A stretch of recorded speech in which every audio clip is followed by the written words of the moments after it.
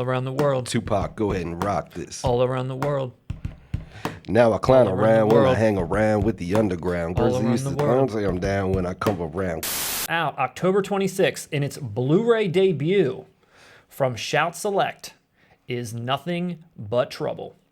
Shout Select doing a really awesome job with this release. I actually thought this was going to be bare bones. When I heard this was rumored and possibly coming out, I didn't even know that it was Shout at the time. I was like, who would even care to come back and say anything about this movie? Who even wants this movie? You bet your ass Dan Aykroyd came back. I think I said that before. I was like, I know your ass he Aykroyd. came back, yeah. Aykroyd's all over this. Aykroyd man. came back. This is his baby. Hula, hula, hula, the bula, bula, bula. But this is not coming as a collector's edition, but it's getting a ton of stuff anyway. So they're bringing as much newness as they possibly can, which includes a new audio commentary with pop culture historian Russell Dyball, a new interview with actor, writer, director Dan Aykroyd, who really just does it all with this movie. A new interview with actress Bertilla Damas. A new interview with production designer William Sandell. A new interview with costume designer Deborah Nadoolman Landis.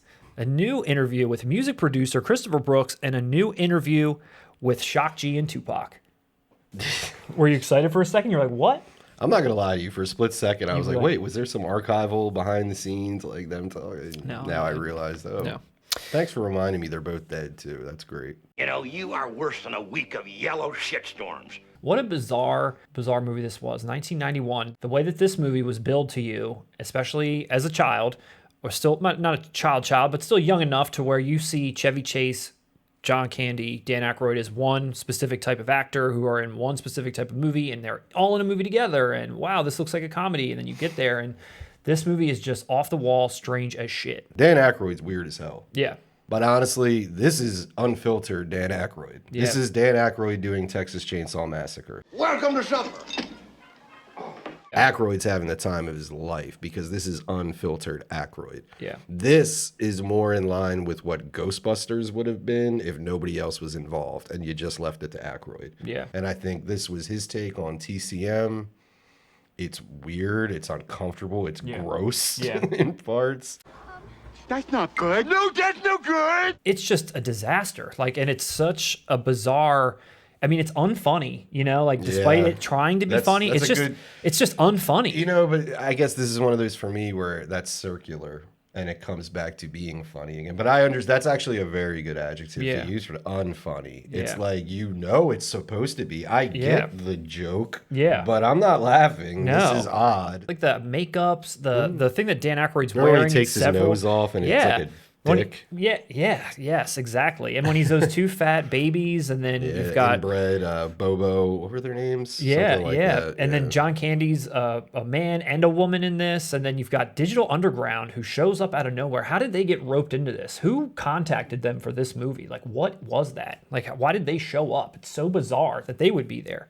Honestly, Digital Underground was kind of an avant-garde hip-hop group. Like, they were a little different with the long songs, funk. They kind of make sense. Tupac wasn't Tupac yet. He was still basically... I mean, actually, here's a fun fact. Same song, that's the first official track that Tupac ever rapped on. The first time Tupac was ever heard on wax was because of this song, and it's called Same Song.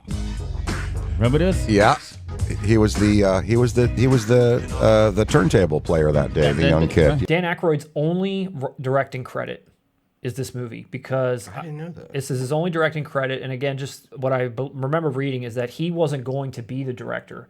He wanted to basically write everything and kind of be, you know, like this be his movie, but not actually him direct it. And nobody wanted to direct it. So he was like, I need to get this thing done. So I'm going to be the director too. So basically stretching himself thin, like in every way possible. But I don't know if that just soured his experience or he just never wanted to be a director in the first place. That's why he never went on to do anything else. But this movie probably tanked him for... I mean, did it tank him permanently? I mean, I don't know. This movie definitely did damage, I think, to him in general. Oh, I see. It's all my fault now. I think the experience for the actors was not any good, and I think a big part of that... Chevy Chase. No, what? Total piece of shit the whole time. I was joking. Was it really? Yeah, total piece of shit the whole time. All types of, scenarios where he was just being an asshole to the crew. He was belittling me. Go f yourself.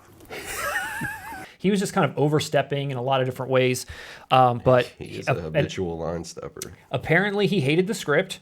Apparently he thought that he was going to get on camera and just improvise, make that fix the whole thing. Like him and Dan Aykroyd, they would improvise through the story. It would make it a lot better because the script was horrible. So maybe when you rewatch this, you can notice like, hey, she's uncomfortable. Hey, that line didn't make any sense because he just pulled that out of his ass. I mean, Chevy Chase and Aykroyd, that is what they did on like Caddyshack. Yeah. And things like that's not uncommon. No, but I think it just sounds like he went into this with bad intentions. Yeah. They had even like a riff during it, and apparently this movie was originally rated R. They cut it. I could see that. They cut it a lot so that it could get to theaters I think it ended up with PG. PG-13. 13, yeah. So it was R originally. So you're not getting any unrated cut here. I'd love to see an R-rated, say, 2-hour Dan Aykroyd cut of Nothing But Trouble, of what his mind intended it to be. I would love to see that. I would get behind that. There's definitely production value put into this whole junkyard house, sort of contraptions and everything. They ended up spending $40 million on this movie.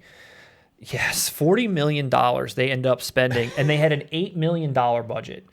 And it was like the production crew, I guess they just went overboard with all these crazy designs. I don't know if you remember like the train that goes through the house. Guaranteed you're gonna enjoy this ride. They just kind of like were making up all this crazy shit, not even really keeping in mind what their budget was going to be. And I guess the studio was like, hey, Dan Aykroyd, you're spending too much money. But at the same time, Warner was also making a movie called The Bonfire of the Vanities. De Palma, and it was another disaster. Yeah. So they had kind of both of these going at the same time, and it was like, all right, Dan Aykroyd, you just keep doing your thing. We got to this is a Tom Hanks, like what the frig? So they kind of just left him alone, and he did his thing, and then $40 million. $40 million. Dan Aykroyd, I guess, really took it hard, when this movie did bomb, and he sent apology letters to everybody that was a part of the cast or crew. Bad call, cornflake. I do like that they have the original art back here. Shot Select typically does that anyway. And the one thing that I'm going to say that I also really like about this art, and this might seem like a small thing, but for once, they've got the names over top of the heads, and it matches. Because that happens more often than not, because there's certain actors have to be billed first and second and third, no matter what, on the poster, on the DVD art. And depending on how the artist then renders the picture, it might not line up. And I'm telling you, if it said Dan Aykroyd, John Candy, Demi Moore, and Chevy Chase in reverse, that would just piss me off to no end. Am I wrong? No, I do. I'm with you. Out October 26th.